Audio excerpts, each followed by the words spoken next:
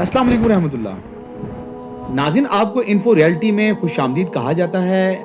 नाज़रीन, आज का हमारा मौजू है हैलोवीन, शैतान की इबादत का त्यौहार।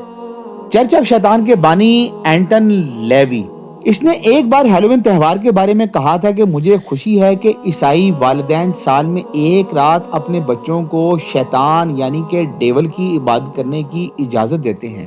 और आज का हमारा मौजू है कि सऊदी अरब में शायातीन का हुलिया अख्तियार करके उनको खुश करने के अमल की एक झलक। नाज़रीन, हैलोवीन क्या है?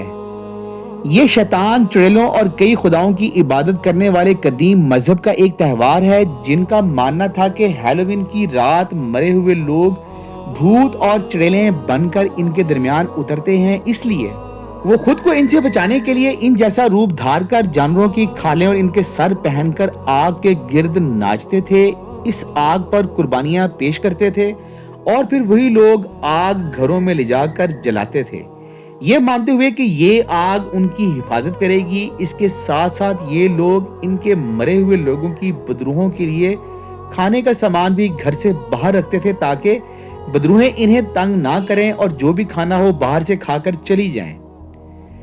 जब ईसाईयत आई और इन कबाइल तक फैली तो ईसाईयत ने अपने मुर्दों को याद करने के दिन को इस दिन के साथ मिला लिया ताकि इन गैर ईसाई कबीलों को अपने अंदर समोने में आसानी हो।